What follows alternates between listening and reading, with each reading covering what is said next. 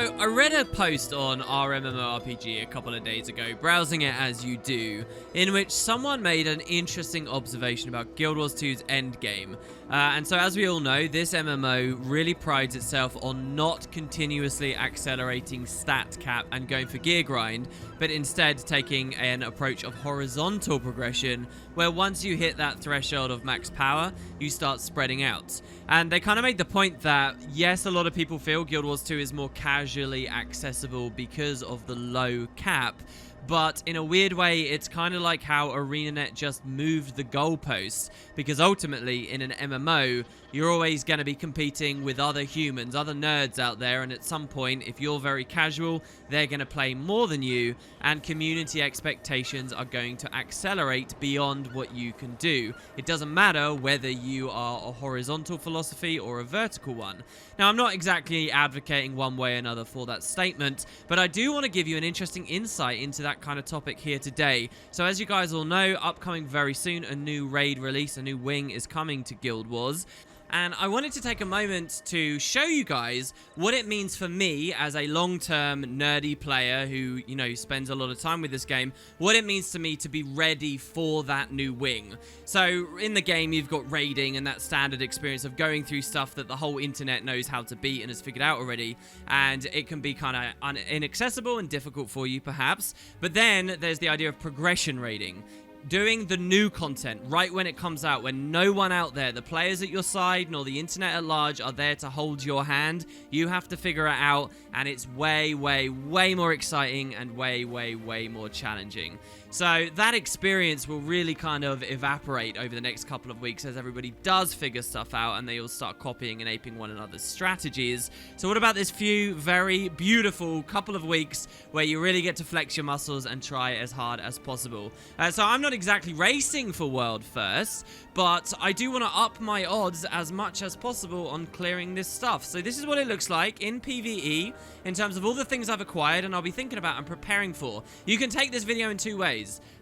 You can take it as I'll never participate in this kind of content, so let's just watch and see what Guild Wars 2 is like and be interested in how this might compare to some of the other MMOs where it's all about, you know, just grinding and making sure you're at gear cap and your gear scores as high as possible. Or you can take this video if you are planning on playing on Tuesday or any future wings after that, Wing 7, Wing 8 and beyond, as actual tangible advice, what people like me would advise you to do to up your odds as much as possible. I would hope that everyone I plays with on Tuesday has similar mindset to what I'm about to go into and gets their stuff ready, because there are a lot of items you need, a lot of things to prepare, and, well, now that I've got it all done, I kind of want to show it off a little bit. This video is going to feel a little bit like an account tour, you know, that I do at the end of every 2 years or so, and we show all the stuff we've earned in-game, but it's not going to exactly be that.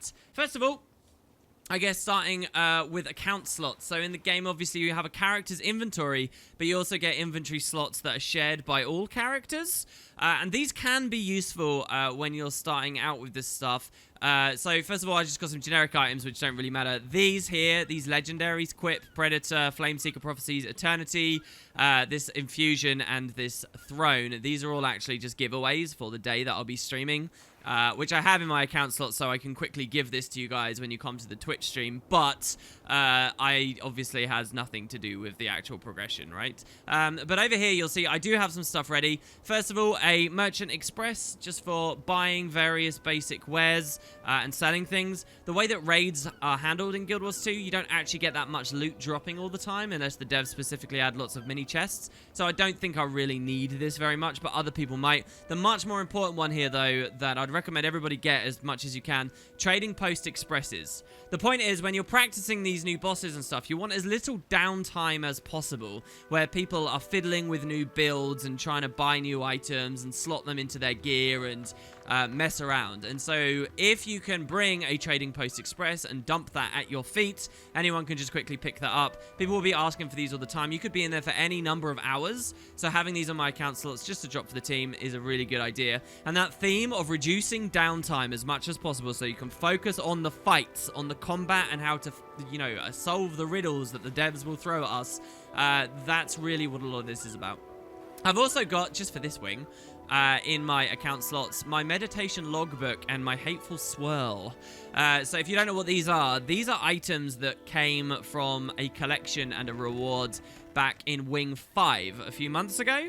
And it's actually a new legendary the devs are adding to the game. We had, remember, the legendary trinket Aurora a while ago? This hateful swirl is a precursor for a legendary ring. There's never been legendary rings in Guild Wars 2 to this point. But I'm assuming it will look awesome. And, hey, who knows? Another wing's come out. Maybe we can progress this. And maybe if we can progress this, we'll need our meditation logbook or the ring itself on us. So I've just got those up there. Maybe recommended for you guys to do. Also, last of all, I've got my copper fed, which, you know, salvaging stuff down. It's a bit like the Merchant Express. Isn't that important?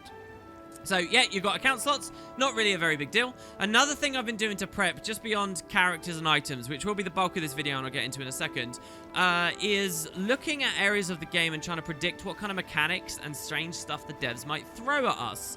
And I know that might sound a bit weird, but it really, I think, is a very good idea. It's no coincidence that I'm right now in the Sandswept Isles of Elona, the Episode 2 release. The reason I'm here is because this is a recent addition to the game that has a lot of new mechanics in it, in the open world and the story that players participated in. So this release saw the addition of conveyor belts. This, which, you know, had weird jumping puzzles and things. This release saw the addition of elevators that go up and down. This release saw moving boats and stuff added to Guild Wars 2's engine. This release saw, in the bottom right, an Inquest lab where you have zero gravity and you can, like, Spider-Man swing around all over the place. All these mechanics could be appearing in the raid. In fact, I have a little bit of a working theory that the raid was probably supposed to be released originally with this, but then got delayed, and in the end we got a fractal with the next one, and now we're finally getting this.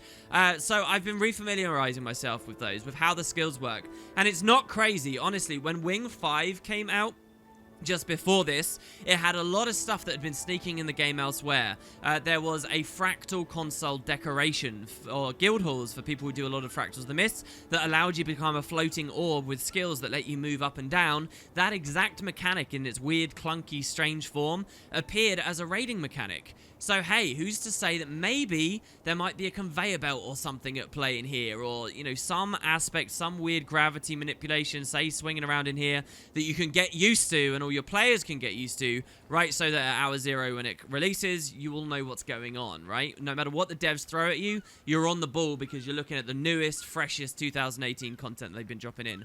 Another perk from this exact map as well is where I'm standing this meta event, Gathering Storms. I've actually been looking at the bosses that spawn here. They're giant Jinn. It's a meta event about fighting these big, powerful elemental forces.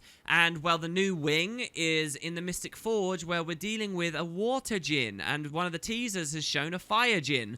So, fighting those, looking at what their animations and stuff look like, they're gonna be bosses, guys, so you can get used to it. No matter what they do in the raid, it could be tied to very similar animations. You can already learn, you know, what time to dodge and stuff. So, that's something that's also on my mind as kind of a long-term player that's trying to learn as much as possible to be ready. And it might be interesting, you guys might not have thought of. I'm sure that this release has got something, guys. So, you've got that. Now, back to items, alright? Now, this will be the interesting bit for that kind of gear progression style story. First of all, I've got multiple gear sets on this character. Multiple different foods and consumables. I've bought enough of them, like I've got 200 delicious rice balls. This is a healing, so if I want to play a healer, a great healing foods. And I've got enough there to do, you know, 24 hours of raiding or more if I really had to before I drop down, you know, exhausted. The other thing you could do as well, just a bit of advice, is there are obviously metabolic primers and utility primers in the game. Now, I have several of those in my bank. If you are the kind of guy that's super nerdy and you're just going to grind for like 8 hours plus, and you're thinking of being on the same character a lot of it, this is the perfect time, the moment to use primers, which, as of everywhere else in Guild Wars 2, don't have too much use or worthwhileness to me. Maybe if you do really long-term world versus world raids as an exception.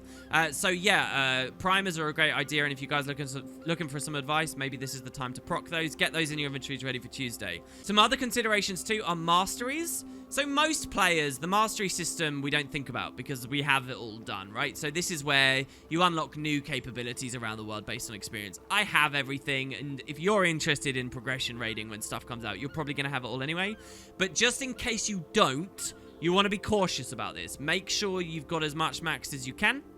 The devs actually do announce early on the forums if there's ever going to be some kind of a mastery gate, and in fact they did that for this release. The Jackal mount, we know, even though it's kind of a spoiler and nobody's been in the raid yet, we know that the Jackal mount will be needed for certain movement, and it's better if players get it. I think you can use Mesmer Pause to bypass it, but yeah, just trying to have these things maxed out and working is a good idea. Way back during Heart of Thorns, one of the final fights that we did in one of the wings required gliding to be maxed out for leyline gliding, and that was quite a tall order. The devs will sometimes do this. I quite like them doing it, but yeah, especially with Path of Fire, by the way, the headlining feature of POF is mounts. And I've yet to see the raids do something really cool with mounts. I want to see them do it. Come on, if Zomoros is a water djinn, if we get water in this raid, if there's some kind of cool moment with skimmer interactions or whatnot, if there's mount rental systems in there, it will just be best idea to get some masteries. The other interesting thing from Heart of Thorns was they added raid-specific masteries. See this raid section in HOT? There isn't one for POF yet. Well, they might do that this next release, and if they do, you can actually spam that up really quickly with various items like casino coins, or there are some other XP heavy things that you can stack up in your inventory and, spam to unlock really quickly. Could help you. In Heart of Thorns, we did see that the tower defense one was actually kind of nice to get very early for people practicing escort. But hey, that's kind of a secondary thing, I suppose. Another thing you might want to keep is gold. You can see I got a ton of gold here. This is actually largely for giveaways on the big stream day on Tuesday. But several of that is my own as well. And in case I need to make dramatic sudden purchases with my TP or whatever, make sure you got some gold on you. And then maybe this is interesting as well for you guys. I do have some other thoughts. For options, listen, you do not need shadows when raiding. You do not need reflections when raiding. You really don't. And these are big FPS hogs. I'm in a very FPS intensive area of the game now to show you guys while recording. I'm not even at 60 here. But when I drop these guys down, you can reclaim a lot of frames in a lot of areas of the game. Here you go. We've gone all the way back up to 54. You could optimize further, but I would be cautious. Those two are great things to disable. Be careful of culling. So, in the more recent wings, culling are the controls that affect a number of models and NPCs and things you can see. In the more recent release, Wing 5, we did see that if players played on minimum culling to get as many frames as possible, and that does give you tons of frames, I'm up to 70 here. If they did this, certain really important mechanics would become invisible and you wouldn't be able to see. And some players would see some things looking one way, some players would see things looking the other way. My recommendation is to get as many of your players and your pugs and whatever on the same culling settings and not minimum. Have everything like on medium, right? So you can keep some frames, but you're gonna see all this stuff. This was a real problem last wing, and I don't know whether the devs have learned their lesson, so to speak. Be cautious of that, and, going forwards, I'm kind of looking at that very closely. Other little things you can do, maybe, as well, speaking about this kind of stuff back on this panel, are skins. So, mount skins. There are some really bright, really big, really flashy, obnoxious mount skins in the game at the moment. And if there is any mount-heavy encounter, you might find that creates a lot of visual noise and clutter that makes it hard to learn what's going on and, read the combat log in the situation. So maybe have more refined skins and stuff on. I know that sounds really silly, but again, back with Heart of Thorns and gliding, one of the glider skins is super annoying, and I do own it. The Raven one, look at how huge this thing is. You can't really see it in the preview. It's mental. And when you're doing, Zera and everyone's gliding with Raven gliders, it's so much worse than if you're just in a nice small one. So I'll be going in there with, very refined small things. Magic carpet probably, or, anything that just basically makes my hitbox look as small as possible. And I guess if you're going to go really crazy, because that's what this video is, it's about going crazy with it, you could also commit to only playing tiny characters. One of the things with Guild Wars 2 is various effects like auras will attach onto your players, and the bigger the player, the bigger the effect, and it will scale quite massively. So if you have a Norn with lots of auras on them, they will clutter the screen a lot more than if everyone was just tiny little refined Asura.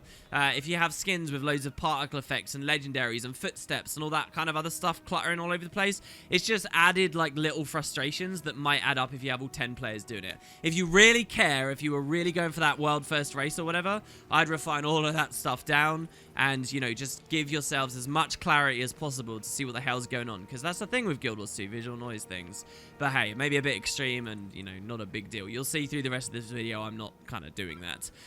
So, yes, that's kind of the start, all right? But what else, all right? Yes, I've got one character set up.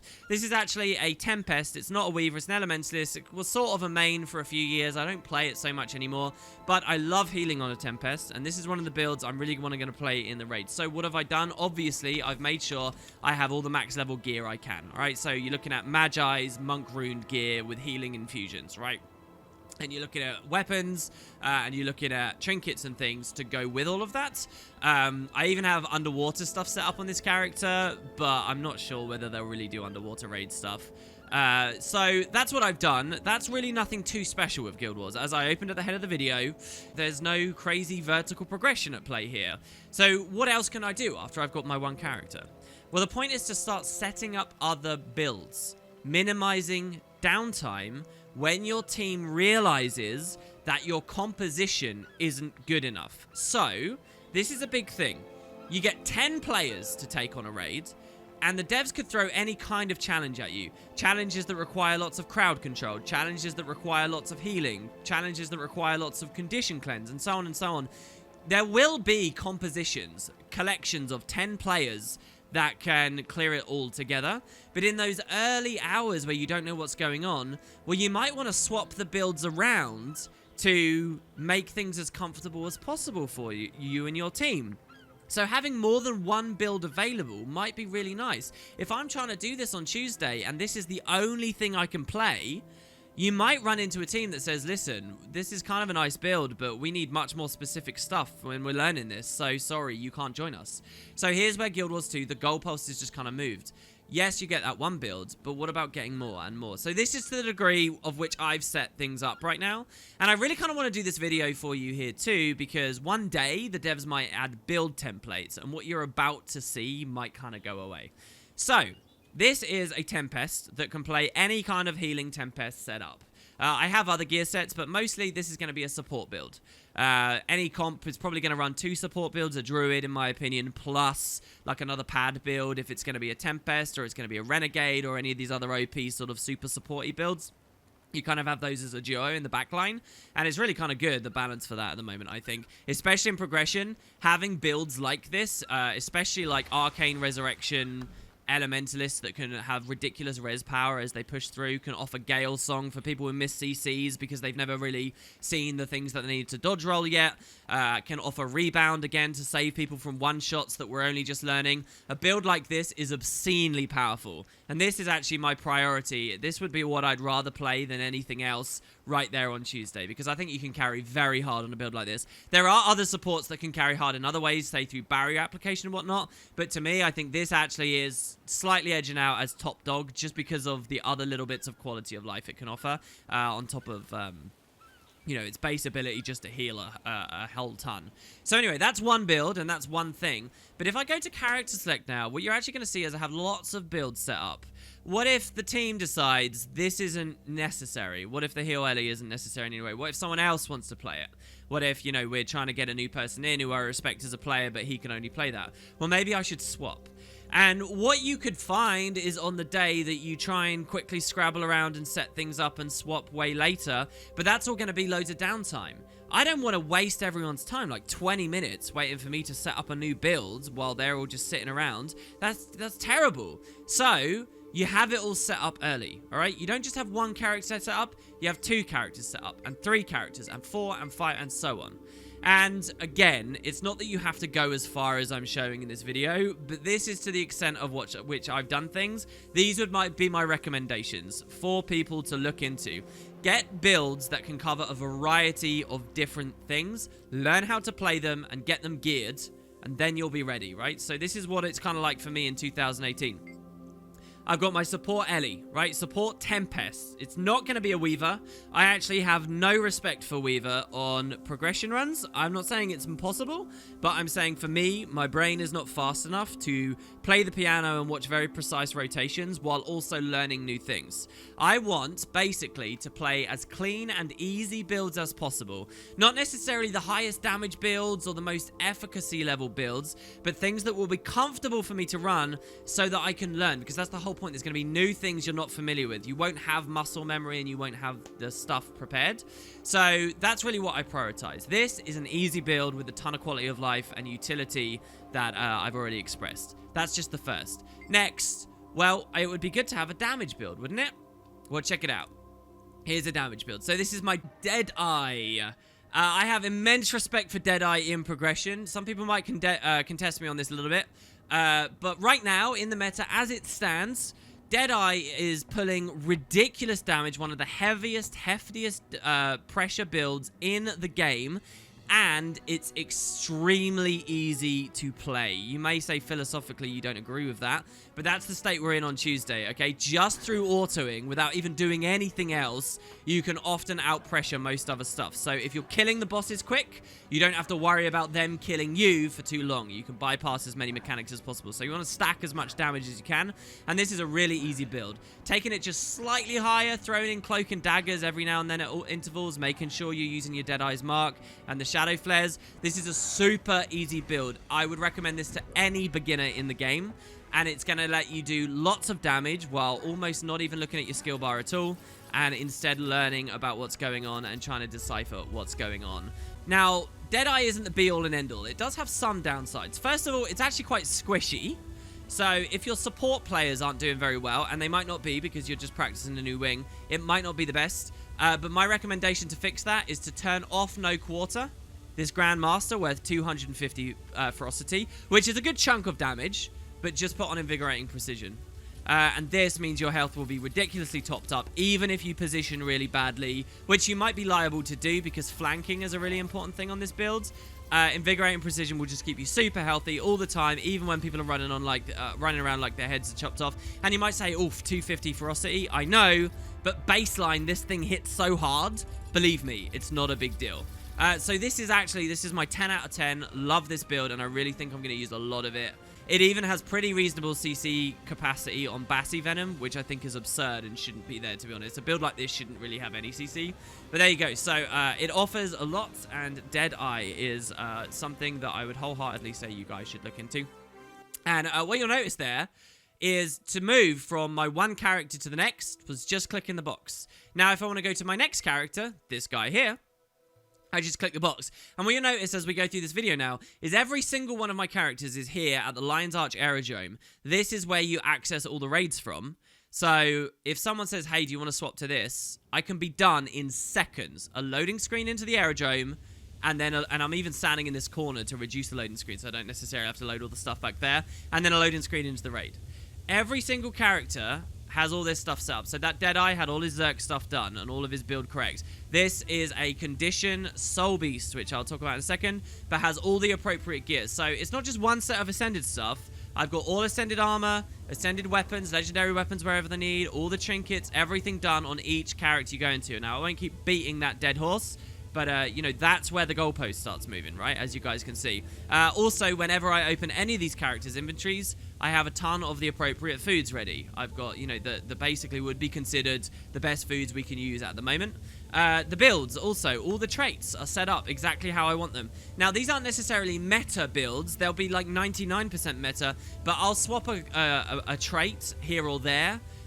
When it just means a lot more quality of life. Like on a Chrono, for example, I might take All's Well that ends well instead of something else that's just a minor improvement on regular raiding. You know, I always will just make those little substitutions to make the builds a bit better, and they're all prepped and ready to go. So next, you know the story now. That's basically the idea. We have condition Soul Beast here. This is also a very easy build. Where Deadeye though is power damage, this one's Condi damage. So this is basically just spam stuff, all right? This one's Condi damage.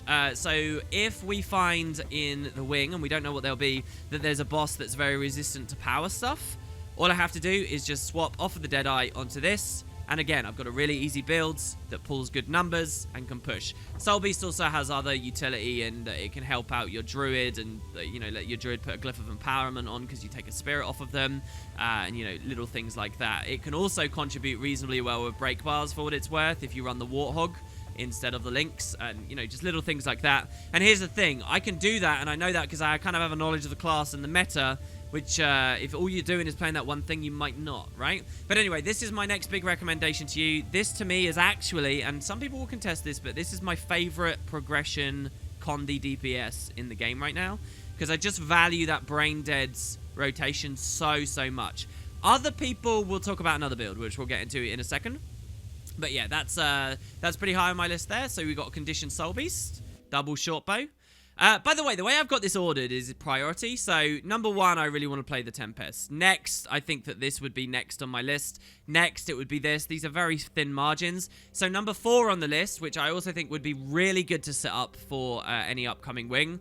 We're now looking at my Mirage, the Monkey Lord, as we can see here. So this is a Mirage build. This, once again, is a conditioned DPS build. It's slightly more intensive in terms of what you focus on as you're playing it. Like, you have more buttons to press, more cooldowns to think of, and you also have to space the dodges out correctly for Infinite Horizon. But it's a very strong build because of its unique ways in which it does damage. The way this guy hits hard is through a lot of torment and confusion. And those are pretty potent, powerful things. They do more damage the faster the bosses we fight will auto-attack or move.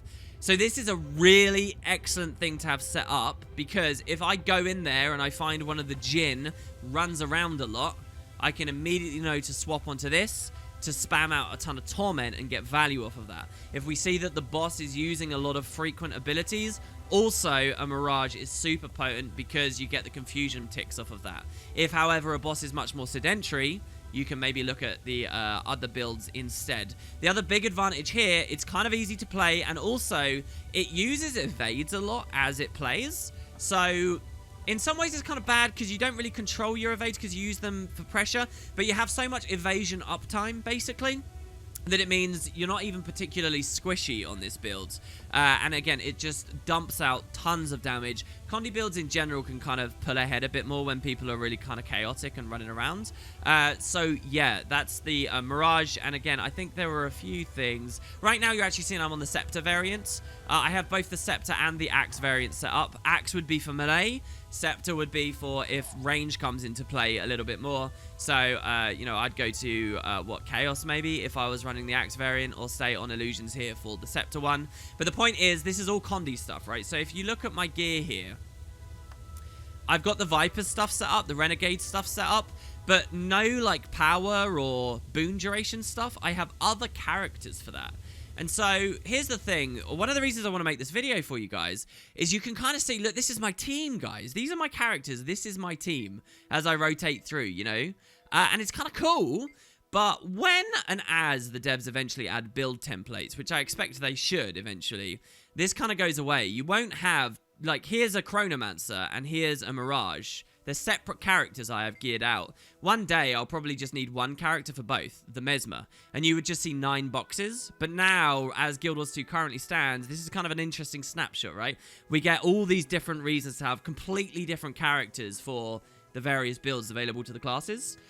So yeah, all right, there you go. That was my next priority down. Next, again, another brilliant build I really think you guys should look into is Scourge. Now, there's various kinds of Scourges you can set up. You can set up Scourges that spam barrier. The community is finally cottoning on to the fact that that's pretty good. Now, that is what I'd consider like a pad build, like the Heal Tempest. But since I've already got the Heal Tempest, I don't really feel it's necessary on my account right now. But getting a Scourge to do damage is also a great idea. So this is a Condi Scourge, pretty basic builds. And again, you know, this video is not meant to be a guide to every single build. This guy does Condi damage, can do reasonable range. You can even reasonably kite, and if there's kite mechanics that come up, you can do that quite well here. But what's super potent about it is this skill here, Epidemic.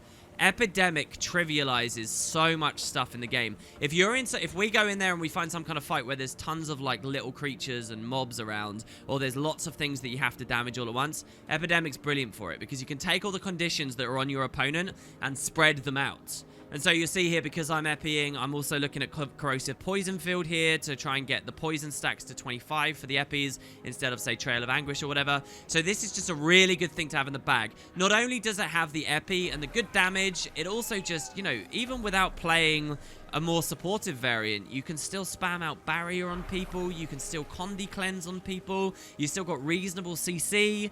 It's a very good all-rounder, I would describe. In a lot of ways, you can never go too bad. My earliest, when we were like... I remember when I first was doing Wing 1 progression, there were only like 3 groups at Gorseval by the time we got to it. And we utilized Epi to get through Gorse. And not many teams were doing it at the time, but I really think that this is useful and has always been useful in most progressions, most wings as they come out. So I got it set up. Also, the teasers for the next wing upcoming does show like lots of script and things running around, so hey, who knows, maybe we'll see some use out of it. But yeah, great build, and that's just a little lower on my priority list than, say, the Mirage was. Next down, I have another build here. This is a Dragon Hunter. So again, this is not a firebrand of the most recent expansion. This character is dedicated to the DH build. The reason why I've got this set up is in the event that we come across a boss, a bit like the Keep construct from Wing 3. So this is the idea of a boss that you can only hit and do good damage on in narrow windows. So you kind of, you know, you have to land crowd controls on them, you have to participate mechanics, and then for this small moment, you can burst the hell out of the boss. That's what Dragon Hunter really excels at. You'll notice that every build I've got here is kind of the best in the game at one thing or another, or very good in the game at one thing or another. Dragon Hunter is excellent for burst pressure, like truly ridiculous, and I've even gone so far as to have impact sigils prepped on this right now, just in case it's during Breakbar phases. Any kind of boss that phases very quickly, that is goes invulnerable, disappears, and then comes back again later, you only have narrow windows to hit hard. That's where a build like this is perfect for, and I would favor this probably even over the Deadeye, because this has a bit more quality of life for the team as well in terms of the virtues and blocks and things like that too. And, you know, if you're running stand your ground, you can put stab out for people. This is just such a great narrow window burst build. And again, it's another power DPS melee thing. So I've got this set up and, you know, I'm ready to roll. So yeah, that's the next one. Again, though, we're getting lower on the priority list, so it's, you know, it's not that important. It's just something I'm doing. This is not really a snapshot of the whole meta, by the way. There's going to be lots of powerful builds I don't talk about in this video. This is just where I, as a player, have played these builds, understand these builds, have gear for these builds, and feel comfortable filling for these builds. So here, we're going lower down the list. Next one is this Mesmer. This is a Chronomancer. So we already saw a Mirage. This time, this is my Chrono. So I have Chronoed in the past. I'm reasonable at it. I'm not the best, though. Other people will be way better. So Chrono is amazing, obviously. You're going to take Chronos into the raid. You're going to want that quickness spam. You're going to want the, you know, ridiculous 11 boom spam, frankly. There's so many reasons to run a Chrono. But because I don't play it that much, it's kind of low on my list. I'd rather not. You know, especially as a Chrono, you could sometimes be the tank too in toughness tank encounters, and I'd rather not be in a class I'm a little bit unfamiliar with and learning the tank and learning the fight in general when someone else can take it. So it's a bit lower for me, but I do have it fully set up, so if we find that hole there, I'll jump on. Just a couple of builds more now. Again, this is not the whole meta I've got set up. This is the level I'm at as a player though. Next, we have Warrior. So, Warriors are really good, and obviously you're going to want them. They're great at buffing everyone's damage and capabilities through banners and stuff. I don't play much Warrior, but Warrior is king of something. Core Warrior builds, that is. And that's CC. So, I've had this guy set up. Actually, this was the last one I set up, just today. So, this is a fully geared out Warrior who is all about breaking breakbars. It's excellent, really. You basically stay on your axe set, just doing your damage, and then when a break bar appears, you swap to mace, where you can run Severance Sigil and Paralyzation. You've got physicals. You can run like Kick. I think Bolus is actually probably the best. You can run Rampage, and you are just a monster, obviously, with your big skull cracks at T3 endurance, adrenaline, sorry. You've got your pommel bashes. basically, if there's any kind of encounter, a bit like Samurog was in Wing 4, where we saw you do a bit of damage and then you got to break a bar and then you got to do it again and you got to do it again and again and again. Warrior is going to be the main man, and I'll quickly swap off of that short bow Soul Beast or that Deadeye to come onto this to just slam all those CCs out and just provide what the group needs, right? Imagine if it's not just me capable of doing this, but all 10 players. That's what a good raid group is. It's not people who just know how to do one little rotation. It's people who know the mechanics, the meta, and actually could just swap on the fly so you don't have logistical problems fielding what needs to be fielded. So, that is the Warrior. And now we're really at some of the last builds I'm not too interested in, but I will play and do have available and set up. We've got another Guardian. This time it's a Firebrand. So, and you have to excuse the fashion wars here. You guys might not have ever really seen any footage of me playing this. This is a PvP only character for a very long time. This is my Firebrand, and it's a support Firebrand. You don't have to scrutinize the utility skills too closely. I've just been playing with different things. So it's Magi's, Monk Runes, all about big heals and support. But really, the reason I have this set up, you might think, well, hold on, WP, you've already got the Tempest. What's the point in this? This excels at applying Aegis and stability. So, we saw with like Wing 5 recently, they had an encounter where you're escorting an NPC up a long road, and there's tons of CC and stuff flying all over the place, where Aegis and stability was amazing. That was very recent content the devs added. Firebrands make that kind of stuff so easy. So I've got a Firebrand set up. If we find that that's a big problem, I can run onto this, take that kind of support pad slot, and buff people out with tons of Aegis, throw loads of blocks out for people, keep them sustained. That's the idea. There's also the fancy new staff stuff, which I hope is actually worth running. You can obviously make certain subs with this as well to apply a bit of breakbar damage. But yeah, so that's why I've got this set up, because this provides something that the Tempest doesn't. And that's the Aegis and the stab side of things. And then last of all, I have two other characters. We won't log on to them. I got two other characters. Number one is the Scrapper. That's kind of a very mediocre baseline build. It's not meta in any way, but on the odds that they'll have a function gyro-oriented mechanic, you know, where you have to stomp things from really heavy range or something while you're out on your own doing other there's a way that they could make Scrappers good, guys. It would just have to be encounter specific. And on the odds that that's a thing and the function gyro can be used, I got a Scrapper ready. Or that can quickly swap to a Hollow. Now, Hollow is brilliant, and if you saw other raiders and people making this video, they'd probably have Hollow as like one of their really high priority ones. They'd have it, you know, up by Mirage and not necessarily the Soul Beast, but like Deadeye, they might say Hollow is better. Hollow's really good. It's got the CC. It's also got heavy cleave. Hollow's in a brilliant place, but the reason it's not on my list is I haven't really practiced playing a Hollow. I don't know it very well. I've got the gear and stuff, but I'm not a good enough player to do it because I've not put the time in, so I don't have Hollow set up. And, you know, that's what I mean. It's just an intersection. This isn't every good build. And then last of all, I've got a Herald here, which recently went through big changes. This is a Power Herald, which I can play, but I probably won't. And the reason I won't is because it offers nothing that any of these others can do. If I need CC, I've got better options. If I need Condi damage, I've got better options. Everything. Now, another thing you could do with your Revenant, that doesn't mean Revenant's bad. Renegade is awesome, and there's various different ways you can slot a Renegade into your comp at the moment. But I've never played those, just like the Hollow thing, so it's not high on my list. All the other characters on my account are characters I don't play, or they're not raid ready, or they're just really weird builds like my Dwarf guy here, so we don't do that. So yeah, I've got a selection of, you know, almost 10? How is it? 1, 2, 3, 4, 5, 6, 7, 8, 9 builds that I'll realistically play here. And I can swap to suit the needs of any group. I'm comfortable with them. I know they're all set up. And that, guys, is my advice to you to work on in these coming days. And to work on as well, if you're at that point with Guild Wars 2 where you're thinking, oh, I'm good enough, I don't really need anything else. Well, look, there's more you can go. This is what horizontal progression means. There are more options out there. Within your class and within the other classes, that's how you kind of gain the confidence of people, that you know what's going on. And that's how you're the best asset you possibly can be. Now, on Tuesday, who knows how it will go. But that's what I've done for my prep. And, yeah, in addition to all the characters and stuff I talked about at the start, it should be pretty goddamn good. I'm looking forward to it. Minimum downtime. Find the build that makes it work. And we're going to jump in. So hopefully that was an interesting insight to you guys. I haven't really had an excuse to do a video like this for a while. So hopefully you got something out of it. I'm really curious in the comments what deeper advice you guys might have. And, I mean, I'm really curious. What have I missed? Because I will have missed stuff. I'd love to hear your dissent as well. Why is, in fact, it ridiculous that I don't have a holo there? Try and chew me out. Let's see it. So anyway, thanks, guys. Hope you enjoyed. And I will see you for more juicy stuff very soon.